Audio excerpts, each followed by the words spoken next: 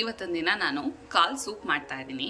ಕಾಲ್ soup ಮಾಡೋದಕ್ಕೆ ಇಲ್ಲಿ ನಾನು ಏನೇನು ತೊಗೊಂಡಿದ್ದೀನಿ ಅಂತ ಹೇಳಿದ್ರೆ, ಕ್ಲೀನ್ ಮಾಡಿರೋಂಥ ಒಂದು ಜೊತೆ ಕಾಲು ತೊಗೊಂಡಿದ್ದೀನಿ.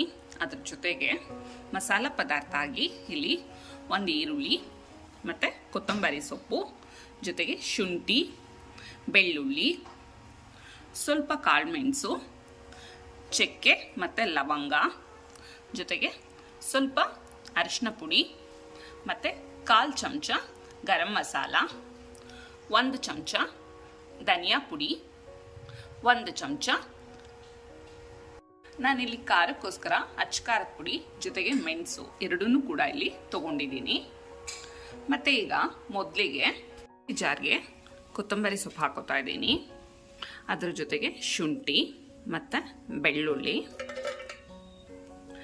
ಈರುಳ್ಳಿ, ಚಕ್ಕೆ, ಲವಂಗ, ಕಾಳುಮೆಣಸು, ಜೊತೆಗೆ ಅರಿಶಿನ ಇದನ್ನೆಲ್ಲ ಹಾಕಿ ತುಂಬ ಸಣ್ಣದಾಗಿ ರುಬ್ಕೋತೀನಿ.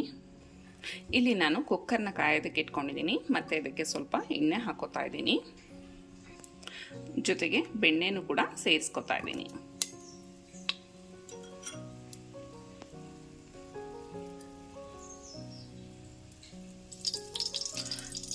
ಈಗ ಇದಕ್ಕೆ ಸಣ್ಣದಾಗಿ ಹಚ್ಚಿಟ್ಕೊಂಡಿರೋಂಥ ಈರುಳ್ಳಿ ಸೇರಿಸ್ಕೊತಾ ಇದ್ದೀನಿ.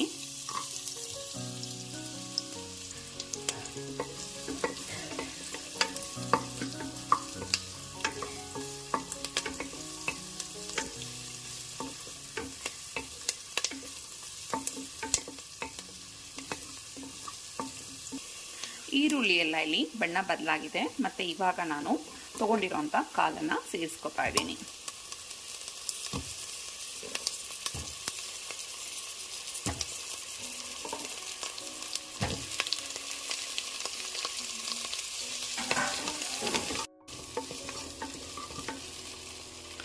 ಈಗ ಇದಕ್ಕೆ ರುಬ್ಬಿರೋಂಥ ಮಸಾಲಾನ ಸೇರಿಸ್ಕೊತಾ ಇದ್ದೀನಿ.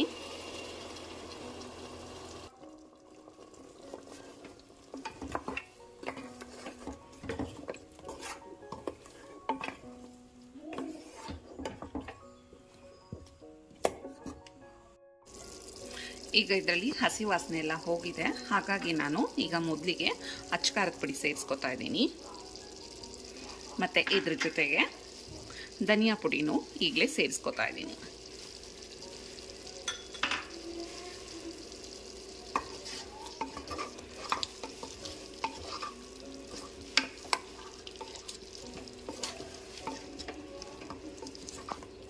ಈಗ ಇದೆಲ್ಲ ಆಗಿದೆ. ಹಾಗಾಗಿ ನಾನು ಇದಕ್ಕೆ ನಮಗೆ ಎಷ್ಟು ಬೇಕಷ್ಟು ನೀರು ಸೇರಿಸ್ಕೊತಾ ಇದ್ದೀನಿ.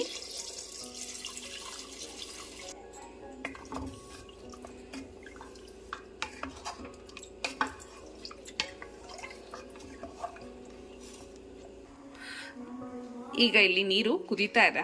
ಹಾಗಾಗಿ ನಾನೀಗ ಇದಕ್ಕೆ ಉಪ್ಪನ್ನ ಸೇರಿಸ್ಕೊತಾ ಇದ್ದೀನಿ. ಇದ್ರ ಜೊತೆಗೆ ಕೊತ್ತಂಬರಿ ಸೊಪ್ಪನ್ನು ಕೂಡ ಹಾಕ್ತಾ ಇದ್ದೀನಿ.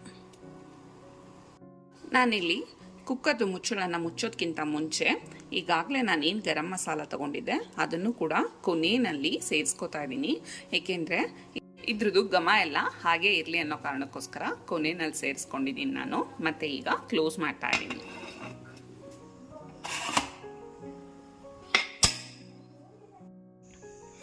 ಇಲ್ಲಿ ನಾನು 7ರಿಂದ 8 ವಿಷಲ್ನ ಹಾಕೋತಾ ಇದ್ದೀನಿ. ಮತ್ತೆ ಈಗ ರೆಡಿಯಾಗಿದೆ, ನೋಡೋಣ.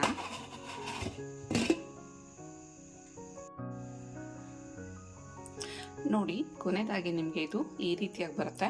ಮಾಡೋದಕ್ಕೆ ತುಂಬಾ ಸುಲಭವಾಗಿರುತ್ತೆ ಮತ್ತು ಕುಡಿಯೋದಕ್ಕೂ ಅಷ್ಟೇ ತುಂಬಾ ಟೇಸ್ಟಿಯಾಗಿರುತ್ತೆ.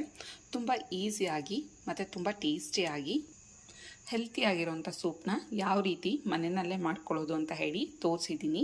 ನೀವು ಒಂದ್ಸಲ ಮನೆಯಲ್ಲಿ ತಪ್ಪದೆ ಟ್ರೈ ಮಾಡಿ. ನಾನಿವತ್ತಿನ ದಿನ ಮಾಡಿರೋಂಥ ಸೂಪ್ ನಿಮಗೆ ಇಷ್ಟ ಆಯಿತು ಅಂದರೆ ಮರೀದೆ ನನ್ನ ಚಾನಲ್ನ ಸಬ್ಸ್ಕ್ರೈಬ್ ಮಾಡಿ. Thank you.